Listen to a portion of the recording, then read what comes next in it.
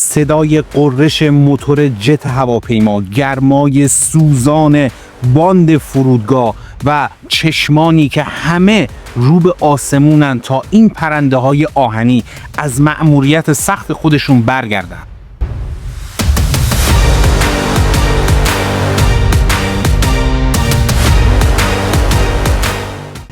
بعضیاشون سالم و پیروز و بعضیاشون زخمی و بعضا له شده. ما همیشه قهرمان هامون رو پشت کابین و با یک آرم روی بازو دیدیم، اما قهرمان هایی بودن که روی زمین این پرنده ها رو آماده می کردن و به سوی آسمون روونه می کردن. قهرمان هایی که هیچ وقت اسمشون روی هیچ روزنامه‌ای چاپ نشد، ولی اگر اونها نبودن هیچ پرنده‌ای نمیتونست از روی زمین بلند بشه و وقتی که برگرده سالم و سلامت بمونه.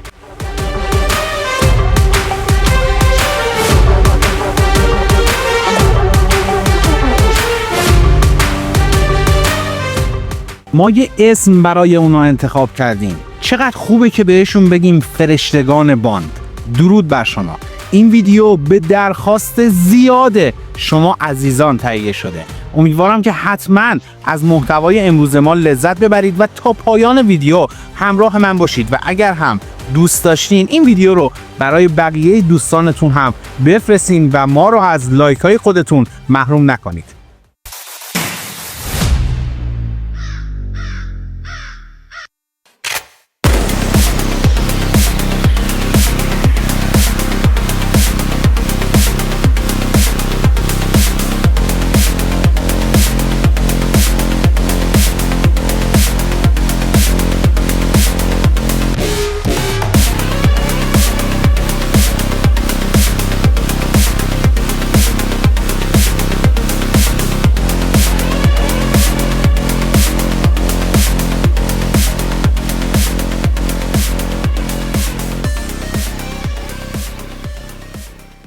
امروز میخوایم در مورد تیم‌هایی حرف بزنیم که قلب پایگاه‌های شکاری رو زنده نگه می‌داشتن. تیم پروازی که نفس زنون بین دو سورتی جنگنده رو دوباره مسلح و آماده پرواز می‌کردن.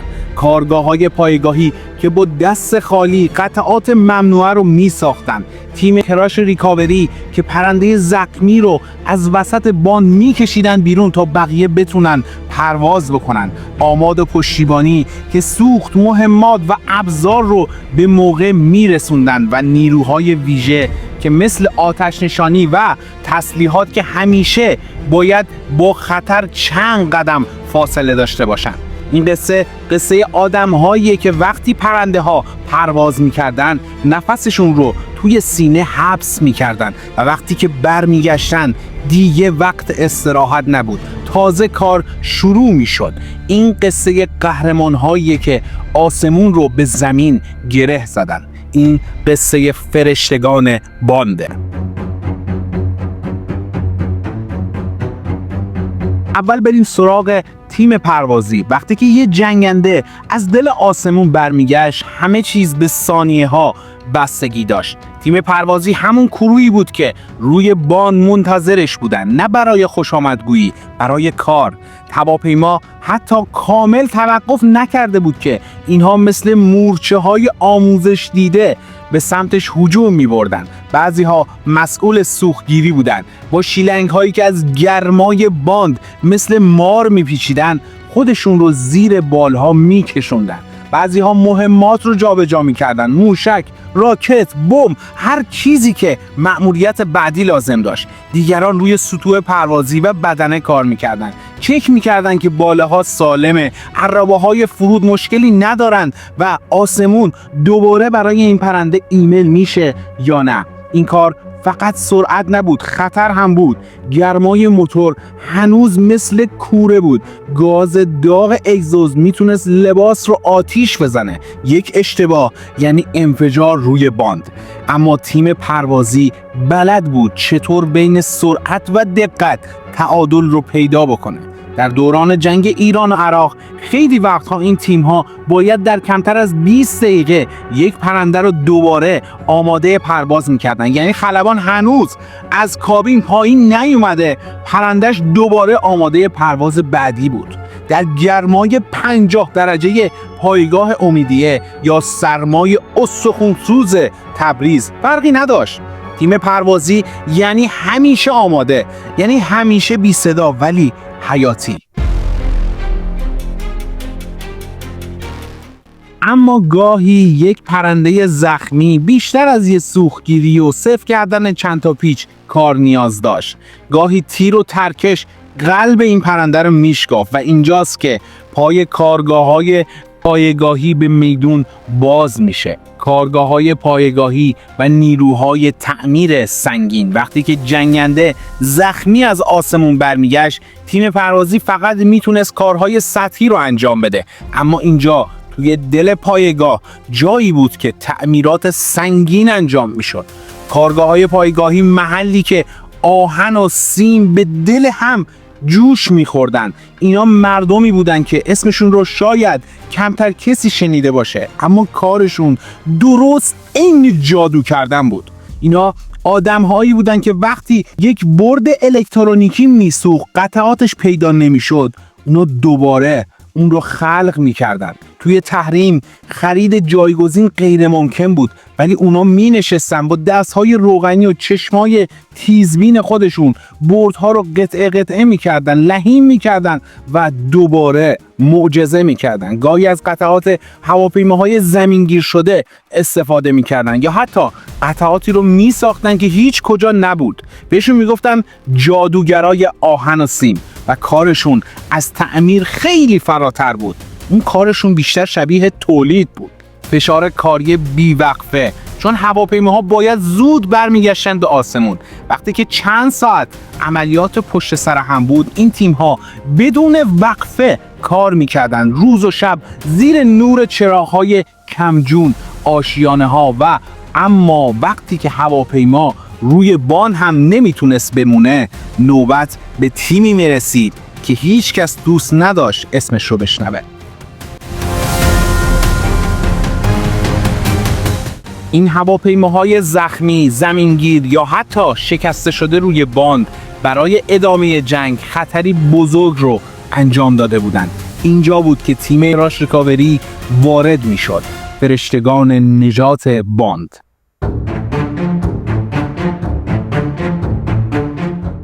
توی جنگ وقتی که یک پرنده از آسمون برمیگشت و روی باند فرود می اومد، یعنی یه خط قرمز. چون اون پرنده نه فقط یه تیکه آهن بود، بلکه میتونست فرق بین پیروزی و شکست رو مشخص بکنه. بریم سراغ یه روز به یاد موندنی که یک F4 از مأموریت برگشته بود، اما در لحظه فرود چرخ جلویی شکست و جنگنده زمینگیر شد روی وسط باند. صدای آژیرها بلند شد. همه میدونستن که یعنی باند بسته شده و باید هرچه زودتر این مشکل برطرف بشه و این یعنی پروازهای بعدی هم عقب میفته، عملیات میلنگه. تیم کراش ریکاوری مثل مردان آهنین پایگاه بدون لحظه‌ای تردید هجوم آوردن.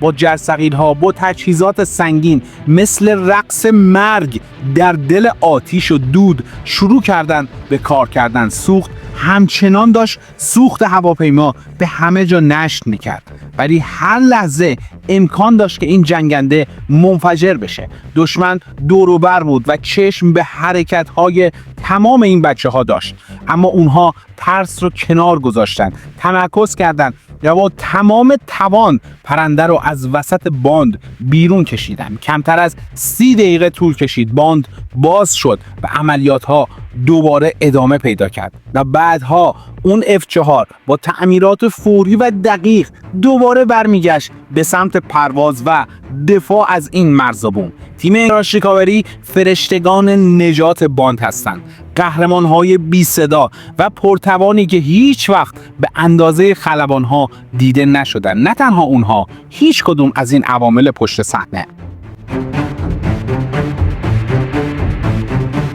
اما همیشه پشت هر پرواز موفق یه تیم بزرگ هست که دیده نمیشه.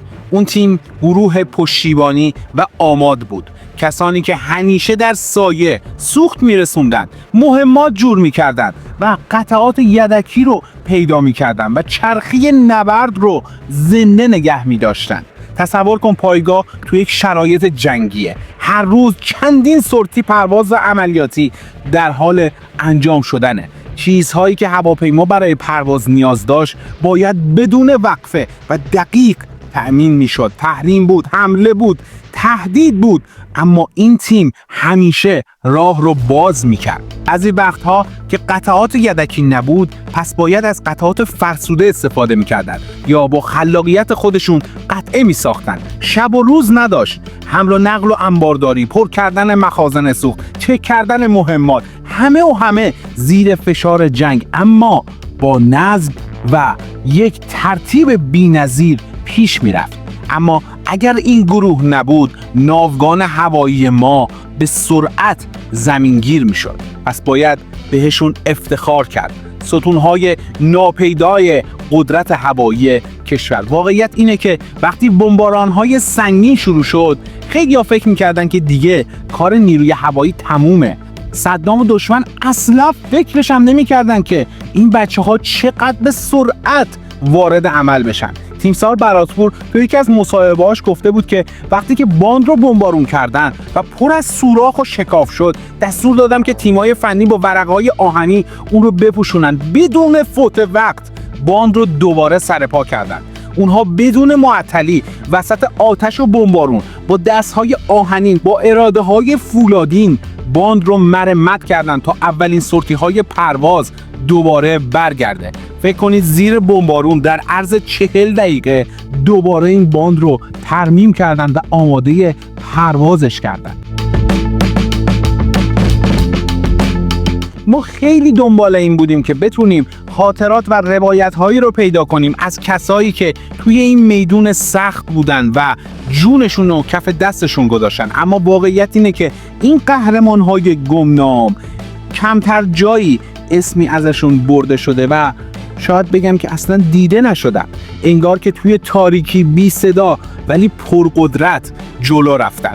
اما خوشبختانه ما یک روایت فوق‌العاده برای شما پیدا کردیم که توسط یکی از پیج‌های خوب معرفی قهرمان‌های نیروی هوایی به اسم روایت آسمان منتشر شده. یک داستان واقعی و جذاب از یکی از همین قهرمان‌ها، یکی از متخصص‌های خنثی‌سازی بمب نیروی هوایی توی پایگاه نوژه همدان، جناب محمد علی عرب. البته ما قبلا یک ویدیوی جذاب هم از جاویدنام جناب شریفی راد هم برای شما منتشر کردیم. لینکش رو اینجا براتون میذارم، حتما اون ویدیو رو هم ببینید. مطمئنم که از محتوای اون هم لذت میبرید. ولی امروز این محتوا و این دیدار با این قهرمان وطن واقعا جذابه و مطمئنم که از اون خوشتون میاد. ما این ویدیو رو براتون میذاریم تا ببینید که چطور این عزیزان با چه تلاش و مهارتی وسط جنگ و فشار کار میکردن. صدای واقعیشون، تلاششون و زحمتشون رو بشنوید. آقا دارن کشور ما رو میگیرن، تا کرمانشاه اومدن. صدام وقتی بمباران کرد، یه دونه بمب خوشه‌ای مادر که 250 تا توش بمب خوشه‌ای بود، زمانی هم بود. یکیش 1 دقیقه بعد منفجر میشد، دومی 5 دقیقه بعد. از زمانی هم که شروع میشد تا 6 ساعت زمان داشت. تا 6 ساعت این باند پرواز تعطیل. روحه دیگه داره منفجر میشه، هواپیما میخواد بلند شه بره. منافقا دارن کشور ما رو میگیرن، تا کرمانشاه اومدن. هواپیما فول مسلح آماده برای پرواز. امیر جوانمرد تمام برنامه‌های پروازی رو برنامه‌ریزی کرده بود. 4-5 هزار تا بمب کل پایگاه رو همه رو آلوده کرده بود. یعنی عین این که هر کی بره جلو خودکشیه. گفتن یه سری بچه‌هایی که تیراندازیشون خوبه بیارین با اسلحه جسه دونه دونه اینا رو بزنن. وقتی تیر زد، یک این بمبا که منفجر شد اومد ترکش خود به پاش. ماشینای آتش نشانی آوردن با فشار آب بزنی بره کنار. فاصله زیاد بود، دیدم فایده نداره. یه دونه هواپیما رو سر ته کردن بلکه این بمبا بره کنار که باند باز بشه. امیر جوانمرد و امیر سفیدمون نشستم پشت هواپیما. به این صورت هم میخواستم پاکسازی بکنن، زمان اجازه نمیداد. خدا منو وسیله کرد، نصف شهادت دادم. اساس خانم بچه‌هام هم خداحافظی کردن، گفتم من دارم میرم. یا 1 ساعت بعد زنگ میزنم میگم بیا جنازه شوهرتو بردار ببر، یا یه کاری برای این مملکت میکنم. دویدم رفتم وسط باغ، هی داد زدم گفتم کجا میری بابا؟ الان میمیری، الان منفجر میشه، الان شهید میشی، الان تیکه پاره میشه. هر چی میگفت من گوش نمیکردم. ساعت بارم میگم کار من نیست، کار خداست. 10 تا 50 تا 100 تا نمیدونم چند تا بود، دونه داره منفجر میشه، تایمش میرسه منفجر میشه. اولین بمب رو برداشتم با دست چنان با قدرت پرت کردم تو خاک، دومی رو برداشتم، سومی رو برداشتم به همین صورت، همینجوری دونه رم داشتم با دست پرت می‌کردم. شما اگه بالا سر این بمب خوشه‌ای وای میستادی، تایمرش صداش یه جوری بود، این ساعت‌های قدیمی که داشت تیک تیک صدا میداد، شما صدای تیک تیک تایمرش رو میشنیدید.